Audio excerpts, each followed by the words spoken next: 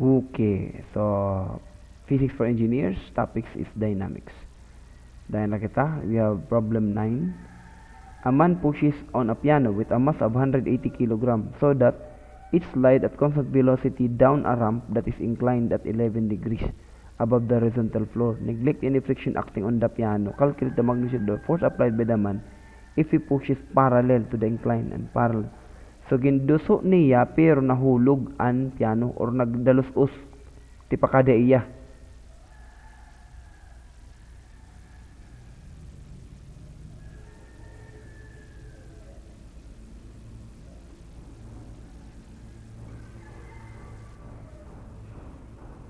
Calculate the magnitude of the force applied by the man.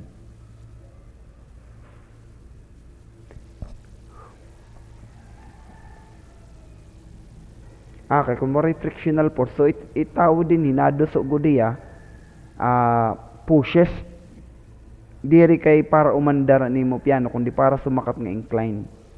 Di ba kay kung waray kasi friction, so ibig sabihin kung waray friction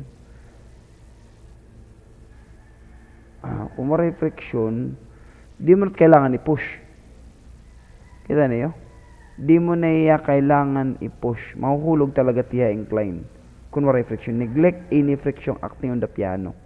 So meaning, analysis niya, kaya pwede ka kasi mag-drawing hin baliktad. So meaning, may daka karsada nga di, tapos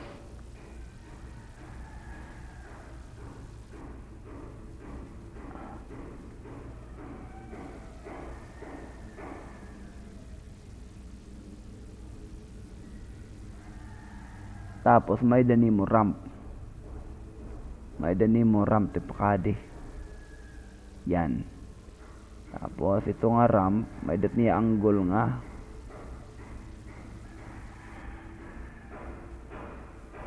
11 degrees.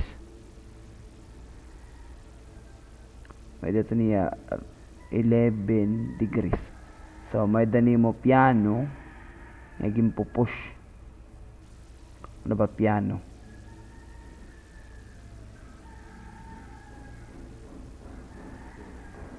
Open mo sir, kung ka sir nagpiano ka pero di ka nakaka-imagine piano. So galit ya.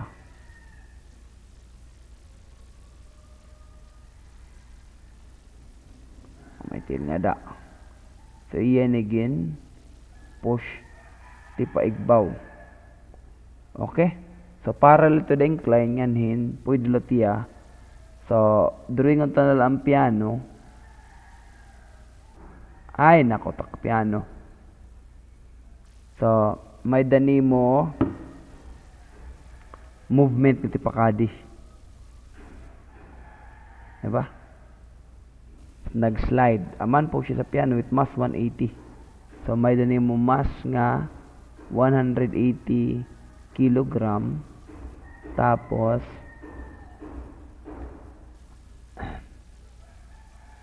may dani mo force case A may dani mo force nga tipakadto naka 11 degrees, diba kay parallel man na incline. So that is case A 180. Tapos ano about force ini may dani mo normal force. The normal force is tipakadi tiya normal. Meaning, kung kuhaon natin ang angulo ito dida, ano ito din ni iton? 11 degrees. Kita niyo? 90 degrees nga da. Diba?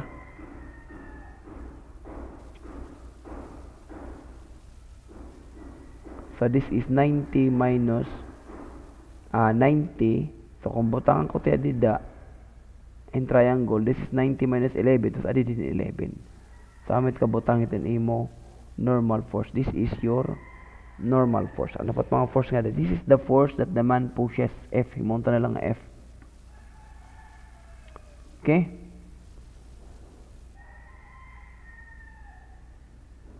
So, by the man, if he pushes parallel, actually, mas gurgutiin nga force kung parallel na incline. Madiri nga ni, case B, anyway, at least you have a magnitude, ni tira kung talaga answer.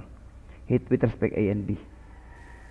So, summations of, for letter A, magsa-summations of fx ako is equal to 0. May da ako magawas nga f cosine 11 to the right. Tapos may da magawas nga normal force tipa kada left, that is n sine 11. Okay, baliktad man ani mo cosine dapat, di ba x kita, pero kay baliktad man mo angle, so this should be a sine 11, the opposite angle. Pwede kita gayap mag cosine 90 minus 11, pareho la, di ba? Cosine 90 minus 11 is just equal to sine 11. They are equal. So amo ito sine 11 ta kibubutang didi. Okay? Is equal to 0 for your x. Anay down. Yung mo x is nag-slide. Before slide man siguro. Dani ka siguro.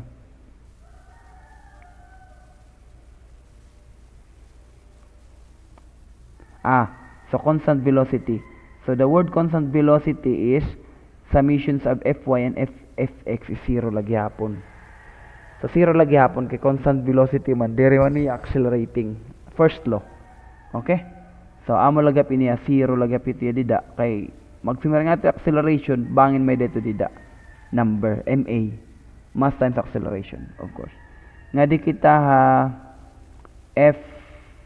fy is equal to 0. Again, may danaton going up nga f sine 11, diba? Adi. F sine 11 tapos may tipaigbaw nga n cosine 11. Pero ang imo usa is tipaubos 180 times 9.80665 is equal to 0. So actually, two equations to unknowns. So ano mo usa is f sine 11 plus n cosine 11 is equal to 180 times 9.80665. Tapos ano sa nimo is f cosine 11 minus n sine 11 is equal to 0. So, pwede ka din ni by calc. So, two equations, two unknowns. So, kuha ka itong calculator, adin imo sa nga unknown, adin imo sa nga unknown. So, makukuha mo talaga ito dida, iti mo f, nganit imo n by calc. Mano-mano, sige, mano-manohan na gadla niyo. Paspasit ako na da. Bagandere ko filya na magmano-mano. Wari man nga ni ka mo. Okay? So, equation, that is number 5. Tapos, two equations to unknown, that's number 1. Yes, that is number 1. So, ibubutang ko ito, sine 11, enter. B is cosine 11, enter. C is 180 times 9.80665. Okay, tapos number 2 is cosine 11, enter, negative sine 11, enter, tapos 0. Then may daka na, so f is 337 Newton, while n is 1732.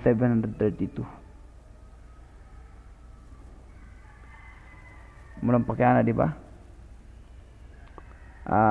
Calculate the magnitude of the force applied by the man if he pushes parallel. Kung parallel to the floor, pasiringan niya pag-push. For case B, ti pasiring an iya pag-push. Okay? For case B. So, may nabuhiton is haimo x, summation sub fx is equal to 0, you have an f, positive. Tapos, you have minus n sine 11. And then, it is equal to 0. Tapos, haimo fy, summation of fy is equal to 0, you have only normal force. Normal force, n going up, n, and then you have cosine 11. Tapos, minus 180 times 9.80665. And then, equal to 0. So, din makukuha mo dahil ng n. Diba?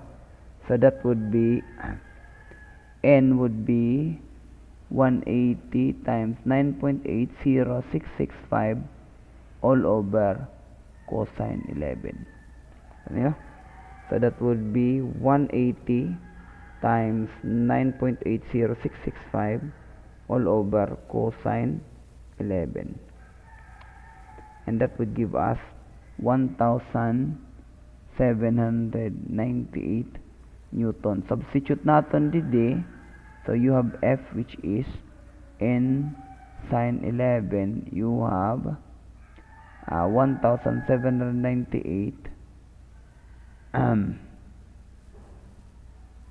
sine 11. Second times ko na lang sine 11. That will give us 343. So, talaga, mas durdako talaga ito nga force kung pabalabag ito mo pagduso. Kaya ma-counteract ka man hindi nga parallel, hindi nga incline. Sa amin ito, madurdako iya. So, as can be seen from our two answers. Okay? So, I guess that's it. Papakita ko pa di. Ayaw na. Maramang kamo di. Di ka ganahan. Okay? Di na lang mapakita ang gilas. Thank you guys for listening.